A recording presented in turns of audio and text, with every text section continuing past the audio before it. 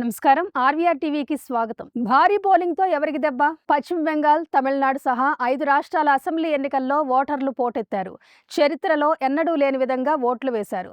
గత రికార్డులను బద్దలు కొట్టిన ఓటింగ్ శాతం అన్ని పార్టీల్లోనూ కంగారు పుట్టిస్తోంది. అధికార పార్టీలకు అనుకూలంగా జరిగిందా లేక వ్యతిరేకంగా జరిగిందా అనే చర్చ మోత మోగుతోంది. పశ్చిమ బెంగాల్, తమిళనాడు రాష్ట్రాల్లో పాగా వేయాలనే బీజేపీపైనే అందరి దృష్టి నిలిచింది. భారీగా పెరిగిన ఓటింగ్ బీజేపీ ఆశలపై నీళ్లు చల్లుతుందా లేక మొదటిసారిగా అధికారాన్ని రుచి చూపిస్తుందా అనే మీమాంస అందరినీ వెంటాడుతోంది. పశ్చిమ బెంగాల్, తమిళనాడులలో భారీ ఓటింగ్ భిన్నమైన ఫలితాలను ఇస్తోంది.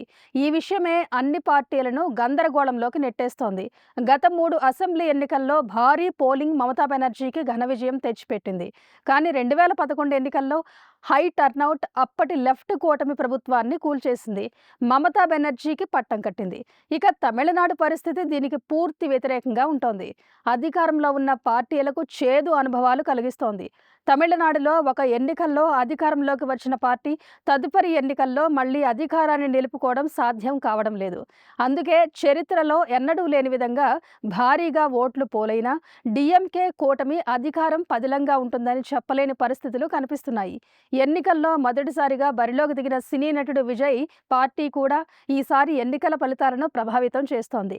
భారీ పోలింగ్ ఏ పార్టీని పడగొడుతుందో, మరే పార్టీకి పట్టం కడుతుందో తెలియాలంటే ఫలితాలు మే 4వ తేదీ దాకా ఎదురు చూడాల్సిందే. ఇలాంటి కరెంట్ అప్డేట్స్ కోసం చూస్తూనే ఉండండి మన ఆర్వీఆర్ టీవీ. లైక్ చేయండి, షేర్ చేయండి, సబ్స్క్రైబ్ చేయండి.